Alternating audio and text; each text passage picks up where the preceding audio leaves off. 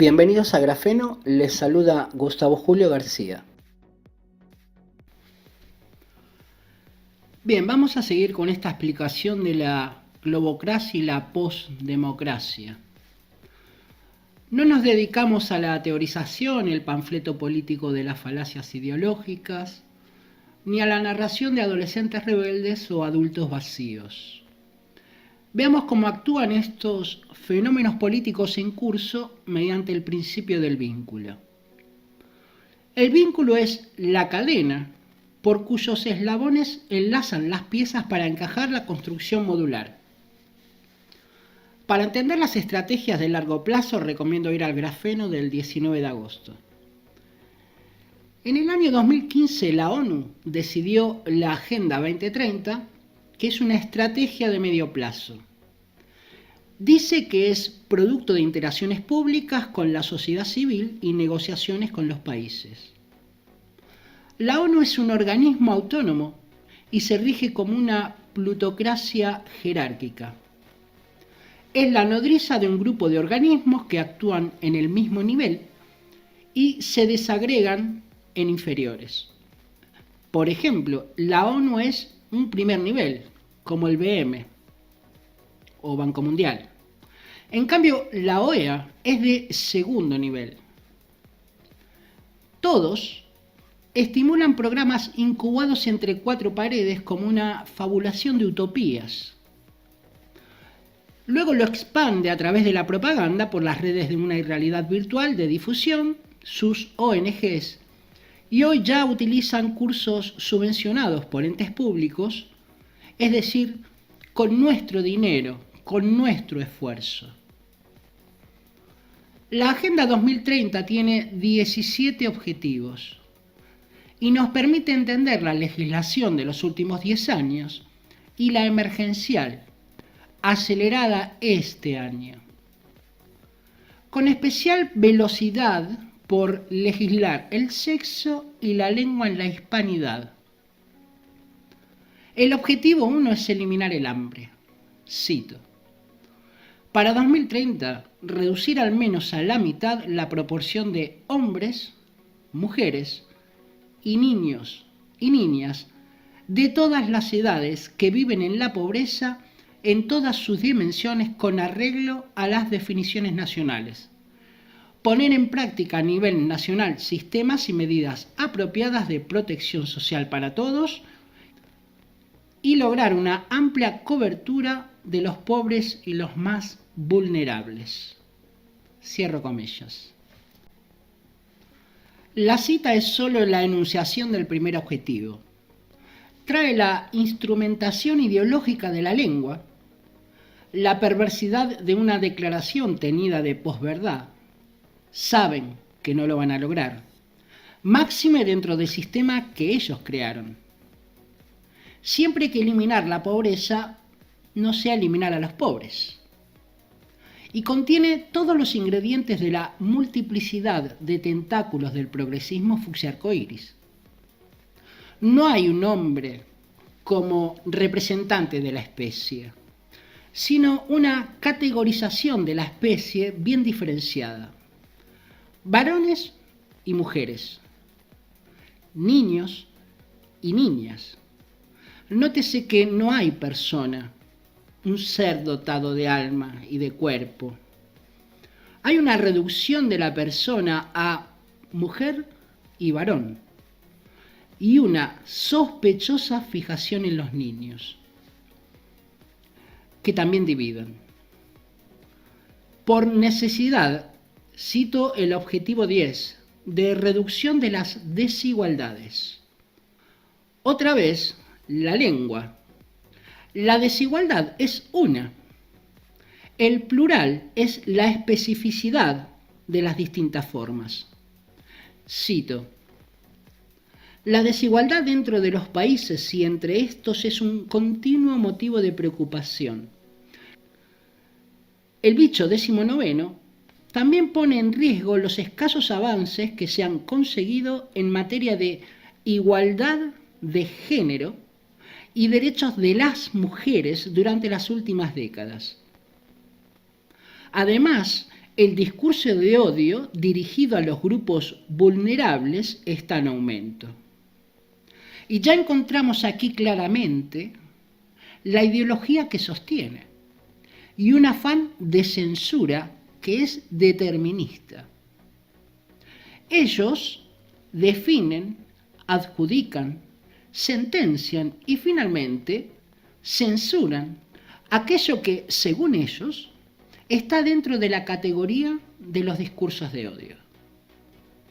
¿Y cómo van a alcanzar este objetivo y el resto de ellos?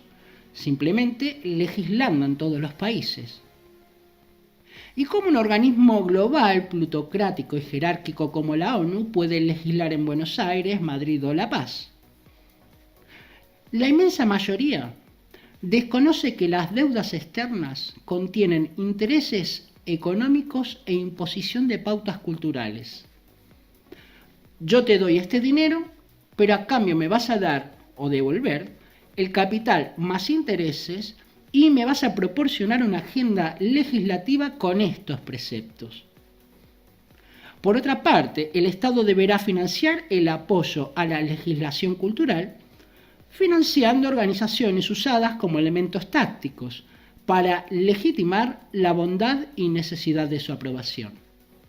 Esto es inmiscuirse al legislar dentro de un Estado, eliminando la soberanía y la autodeterminación de los pueblos, y una traición deliberada de la clase política que lo acepta.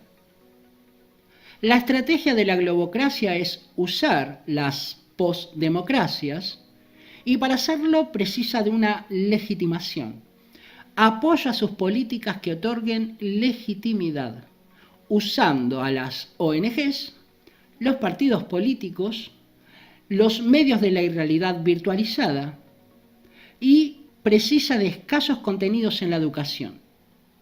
La globocracia diseña la estrategia. La postdemocracia la implementa por medio de la legislación en el terreno. Tomemos un ejemplo y en concreto el objetivo 10 de la Agenda 2030. Garantizar la igualdad de oportunidades y reducir la desigualdad de resultados, incluso eliminando las leyes, políticas y prácticas discriminatorias, y promoviendo legislaciones, políticas y medidas adecuadas a este respecto. La ONU impone su concepto de igualdad, que es una posigualdad, como fuente del derecho sin base en la filosofía, la ética o la teología ética, sino en su necesidad política. Es decir, legislo por vuestro bien, como te encierro en casa por tu bien. Y aquí va el ejemplo del 1% trans de Fernández. Seguimos en el punto 10, mejorar la reglamentación y vigilancia de las instituciones y los mercados financieros mundiales y fortalecer la aplicación de esos reglamentos, asegurar una mayor representación e intervención de los países en desarrollo en las decisiones adoptadas por las instituciones económicas y financieras internacionales. ¿Qué nos quieren decir? Las posdemocracias occidentales, controladas por la globocracia, ahora alzarán las manos para aceptar y justificar las decisiones que necesita la plutocracia financiera. Entonces hay una traslación de responsabilidad. Ante una decisión financiera global, la responsabilidad es del pueblo que elige a sus gobiernos, no de la oligarquía globocrática, ya que el consenso le otorga legitimidad a sus políticas financieras. Otro punto, fomentar la asistencia oficial para el desarrollo y las corrientes financieras, incluida la inversión extranjera directa para los estados con mayores necesidades, en particular los países menos adelantados, los países africanos y los pequeños estados insulares en desarrollo y los países en desarrollo sin litoral, en consonancia con sus planes y programas nacionales. Aquí tenemos los argentinos dos problemas. El primero, Malvinas, como posible estado insular con el desarrollo del petróleo y la pesca. y luego, sin subterfugios, la aceptación de todo país de una imposición de capitales globales y adecuar sus legislaciones e incluso sus constituciones nacionales a las necesidades de la globocracia y no a las necesidades y objetivos de sus comunidades. En conclusión, la globocracia propone, la postdemocracia ejecuta, las multitudes en la apatía de su nihilismo infantil y los pueblos soportando y sufriendo una tiranía disfrazada.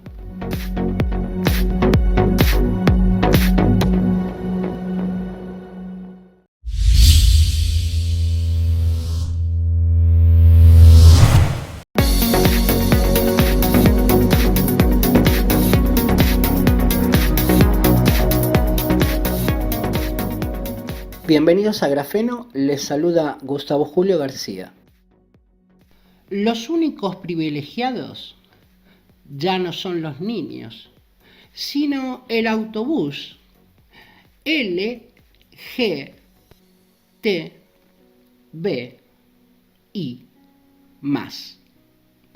Así se aprecia en la legislación emergencial 2020, para desdén del peronismo, los peronistas y todo aquel que sin ser peronista coincide con esta máxima, que digamos sin temor es razonable. El 17 de diciembre, el gobierno de la Pantera Rosa, Fernández, con la firma de Santiago Cafiero y Juan Cabandier, firmó la reglamentación de la Ley de Presupuestos Mínimos de Adaptación y Mitigación al Cambio Climático Global, Decreto 1030/2020, que reglamenta la ley número 27.520, publicado hoy 18 de diciembre en el Boletín Oficial del Estado. ¿Qué dice la ley? Que deben existir unos presupuestos mínimos para una gestión sustentable bajo el consenso en la Convención Marco de la ONU, el Protocolo de Kioto y los Acuerdos de París sobre el cambio climático. ¿Y qué tiene que ver esto con el autobús de los nuevos únicos privilegiados? Que por alguna rendija los firmantes, Santiago Cafiero y Juan Cabandier, metieron el siguiente párrafo en el decreto. Atención a la redacción. La transversalización de la perspectiva de género es un aspecto clave en el proceso de diseño e implementación de las políticas públicas climáticas a nivel nacional y jurisdiccional. Que los y las jóvenes son actores y actoras significativos y significativas para visibilizar la urgencia climática y sus consecuencias para las generaciones actuales y futuras. Cierro comillas. Santiago Cafiero y Juan Cabandier martillan sin cesar con la Agenda 2030 cada día al Boletín Oficial del Estado, entregando toda ejecución en manos de un micro porcentual de la población, constituida en nueva oligarquía, el privilegio de diseñar, planificar y ejecutar el total de la política pública. Interrogo, ¿en qué medio de desplazamiento habrán llegado a la Tierra y desde qué galaxia? Son incapaces de utilizar en modo mínimo y correcto nuestra lengua. ¿En serio esto es lo que votaron? Porque esta gente no hace nada por casualidad. En el anexo de la reglamentación, en el artículo 8, afirma, comillas, entiéndase el Gabinete Nacional de Cambio Climático como un órgano colegiado presidido por el jefe de Gabinete de Ministros. Santiago Cafiero. Y en el inciso 3 versa: en la conformación del Gabinete Nacional de Cambio Climático se deberá procurar alcanzar el balance de género. Y en el artículo 13, comillas, el Consejo Asesor Externo estará integrado por un máximo de 20 integrantes y será conformado de acuerdo a los principios de 1. Transparencia, 2. Balance de género, 3. Multidisciplinariedad, 4. Representación regional y 5. Idoneidad en la materia. Es evidente que el federalismo y la idoneidad no importan mucho, porque van detrás del balance de género. Es más importante el autobús que el conocimiento, el carnet fucsia arcoíris que la sapiencia. La desvergüenza en la casa de la pantera rosa es la moneda de cambio habitual, sea por el habitante como su ministro de gabinete. En medio a la crisis económica, las pérdidas irreparables del sistema productivo, la deriva de esta gestión, la pobreza condenada a la indefensión de los niños, el gobierno postdemocrático argentino nos regala en esta Navidad la Agenda 2030. La despenalización de la muerte con los abortos gratuitos y la consolidación de una nueva oligarquía.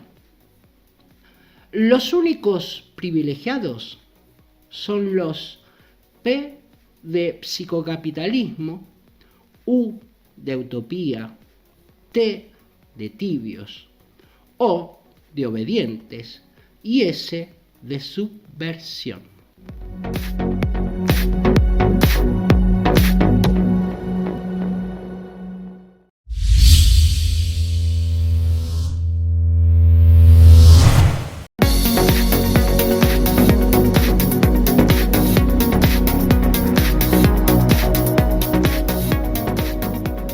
Bienvenidos a Grafeno, les saluda Gustavo Julio García. ¿Cuál es el destino determinado para toda una especie cuando el paradigma de llegada es una propuesta de retroceso hacia la fría y sólida piedra en la soledad de la montaña, donde reina la oscuridad? La vital proyección no puede ser más que una vuelta a la animalidad en su forma y sustancia. Este parece ser el triste y negro horizonte al que nos condena el vacío del psicocapitalismo. Mucho peor para quienes tuvieron solo la oportunidad, quizá, de divisar aún por un instante un único rayo de luz, por algún resquicio o asomando la cabeza fuera de la caverna. La reducción a la animalidad precisa extirpar cualquier rastro de alma y de fe, todo lazo o vínculo común, y corromper por medios fraudulentos la razón. No existe ni se me ocurre ninguna otra forma posible para que toda esta especie en su totalidad, la única especie dotada de reflexión en todo un planeta, acepte de buen grado la sumisión, claudicando los principios de dignidad y libertad por un mísero salario o algunas monedas de plata. Mientras discurre fluidamente la estrategia paradigmática, La única forma laudable de contacto permitida es la que con frecuencia produce el intercambio de mercancías. Para todo el resto de lazos posibles, en la normalidad tradicional de la experiencia vital, se han decretado insanas costumbres antihigiénicas, reminiscencias heredadas de un delito denunciable como subversivo, ante la ley de un Estado terrorista y aterrorizante. El ya desconocido vecino de la Cueva Acanto es un posible agente portador de otra muerte. La tensión y atención que suscitan sus movimientos permiten a la lengua tener siempre disponible el veneno a punto de ser eyectado. La concentración en lo ajeno y el chisme disimulan a la parca, la propia, que dentro de las frías paredes, en la sólida roca y ante la oscuridad del aislamiento, se sienta a nuestro lado, mirando con ojos achinados la renuncia al rayo natural del astro rey, que en el inicio de los tiempos fue lanzado por la mano providencial y detenido en ese preciso lugar en que se mantiene suspendido. Antes de que olvidáramos que ninguna pantalla ni tecnología es capaz de imitar la magnanimidad que reina en los cielos, e intentar alzar una mano, escrutar. ¿A cuánto estamos renunciando para sobrevivir en la caverna?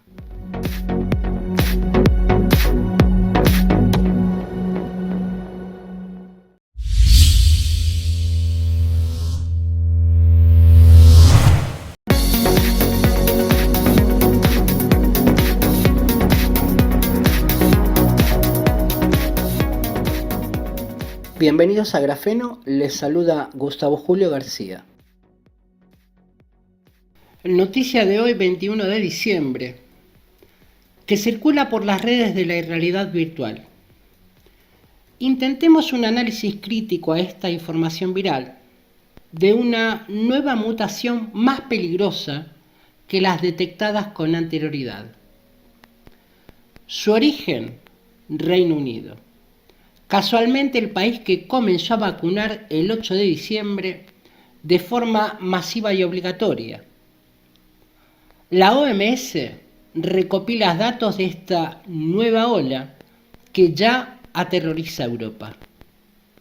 Mientras tanto, recomienda seguir y consolidar las medidas emergenciales. Chris Whitty, experto del gobierno británico, dice que no hay pruebas de que la cepa provoque mayor mortandad. La noticia habla de no tener demasiada certeza, pero tiene la seguridad que la tasa de expansión tiene un porcentual de hasta el 70% respecto a las anteriores. Bien, siempre las explicaciones permanecen en forma potencial, con lo cual no se afirma ni se confirma. La nodriza OMS recopila, sin afirmar o negar nada. Al no tener certidumbres, se llama silencio. Sigamos, el experto asesor del pinchazo antibicho de la Unión Europea afirma que de confirmarse los estudios, sería necesario pinchar más gente de la prevista. Es decir, usar la jeringa creada para combatir las anteriores ramificaciones que no previó esta. Y aquí el primer objetivo de la noticia: expandir la demanda agregada donde hay resistencia al pinchazo. Pero esta es la explicación para los europeos. Veamos cuál es para los de América del Sur. Textual. La nueva cepa detectada en Reino Unido no es más mortífera, pero sí un 70% más contagiosa. Afirmación categórica. El consejero británico Patrick Wallace explicó que esta variante se está convirtiendo en la dominante. Sigamos. Ewan Gurney, subdirector general del Laboratorio Europeo de Biología Molecular y coordinador de su Instituto Europeo de Bioinformática en Cambridge, aseguró a The Guardian lo siguiente. El pinchazo ha sido probado con muchas variantes, estos actuales. Por lo tanto, hay razones para pensar que funcionarán.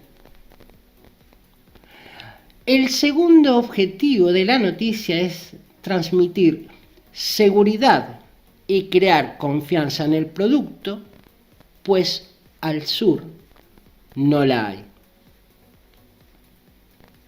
Y aquí la frutilla del postre. Callum Semple, Universidad de Liverpool, explicó a Telegraph que algunas mutaciones están ocurriendo en la llave que el bicho usa para desbloquear las células. Esto lo vemos con la gripe cada año. Yo esperaría, otra vez el potencial, que la pichicata aún fuera razonablemente efectiva, porque actualmente lo es en un 95%. Incluso si bajamos algunos puntos porcentuales, seguirá siendo lo suficientemente buena y mucho mejor que muchas otras pichicatas en el mercado. Y aquí el tercer punto de la discusión. La nuestra es la mejor de todas. Sigue Semple. La buena noticia es que las jeringadas antibicheras, ya saben el motivo del subterfugio, son esencialmente como los correos electrónicos que enviamos al sistema inmunológico y son muy fáciles de ajustar. Solo tenemos que editar 1 o 2 palabras y está lista en 6 u 8 semanas. Para nuestra tranquilidad, expertos europeos afirman que no tienen ningún impacto en la jeringa, en esta actual, según el ministro de Salud alemán. Con lo cual el cuarto objetivo es poner en evidencia que la experimentación precisará, como no puede ser de otro modo por el parentesco con el de la gripe, de ajustes, pues unos años con la gripe son unas jeringas y al siguiente otras. Pero ¿cuál es el objetivo final? Año nuevo a perpetuidad continua emergencial. Es el reguero infinito que nunca cesa, no puede cesar, no debe cesar. De ahí que no alcance popularidad la membrana y el medicamento oral del que hablamos la semana pasada.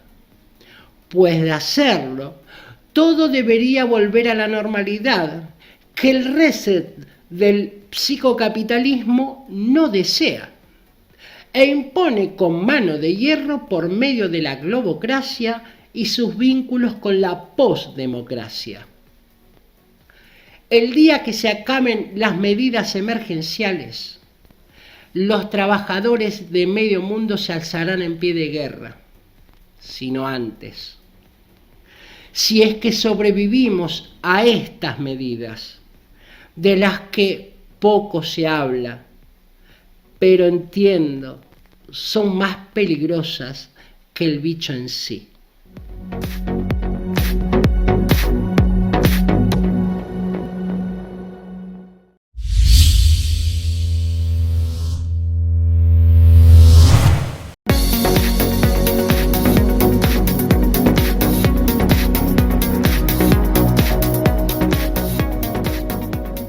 Bienvenidos a Grafeno, les saluda Gustavo Julio García. Nadie puede negar ni renunciar a la apariencia. Incluso las sociedades cuidan la apariencia muchas veces, escondiendo las miserias debajo de la alfombra. Resulta un acto simbólico y laudable, ante un evento superlativo, presentar con galas el lugar y la escena social, para brindar un homenaje a los huéspedes y los observadores que acuden en un momento, demostrando que el objetivo final de la voluntad es la mejor de las apariencias. Incluso, hasta en su limitación, la modestia, se viste de dignidad, aún sin alcanzar la pomposidad que se expande con la actitud del lujo, que desparrama el derroche exagerado de la opulencia. Sin embargo, las diferencias no implican ni la más mínima lesión a la dignidad propia. Pero hoy también existe un frenesí desproporcionado en la vehemencia de exagerar una miseria cuya cúspide es el entusiasmo y la emoción de su sola presencia.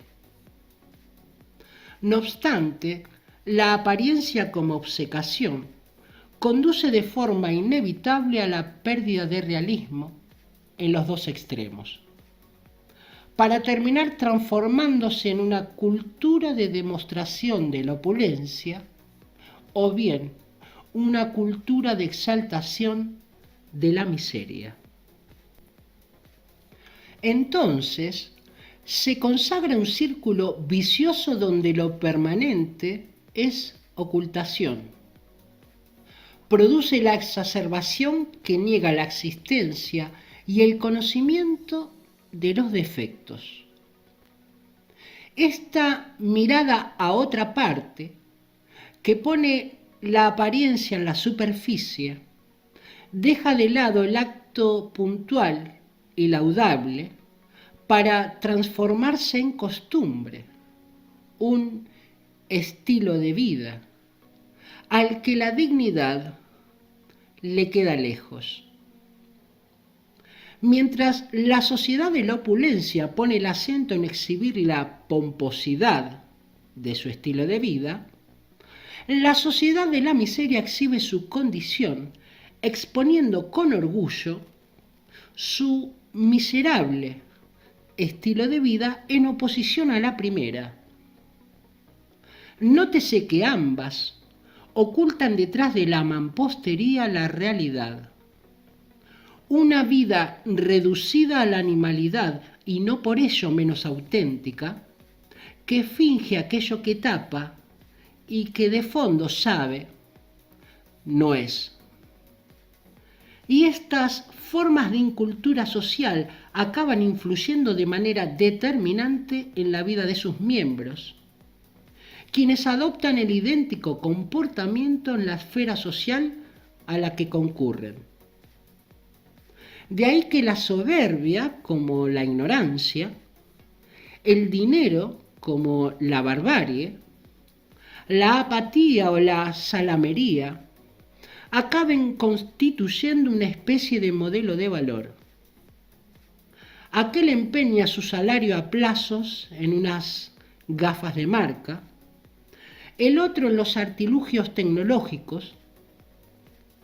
Unos se llevan el mundo por delante, o no faltan quienes, desde una actitud activa o pasiva, carecen en absoluto de una mínima consideración de la razón moral o ética. La apariencia se salva aún ante el juez, y éste las salva imitando al autómata programado de la cadena de montaje, aplicando riguroso y serio la legislación, aunque sea ridícula y nociva, se lava las manos. En una sociedad donde prima la apariencia, es imposible la justicia e incluso su concurrencia es vilipendiada desde los mismos micrófonos que la ensalzan y por la misma multitud que opina.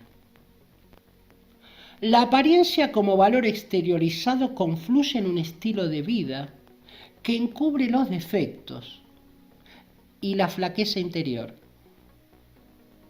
De ahí que se pueda organizar un evento, un mundial de fútbol, desembolsar ingentes cantidades de dinero para construir estadios, aeropuertos, carreteras, pero no para dar cloacas ni infraestructuras urgentes, y sí alzar un muro de fibrocemento para que no se vea la precariedad en que trasunta la vida de los muchos.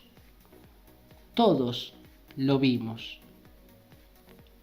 El objeto es que no se expanda por la red de la virtualidad irreal, que vivimos en la miseria, pero nos esforzamos en realizar el evento.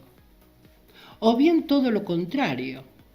La opulencia se apunta a ser anfitrión de todo tipo de eventos, endeudando a la comunidad al máximo de sus posibilidades para mostrar una estridente pomposidad.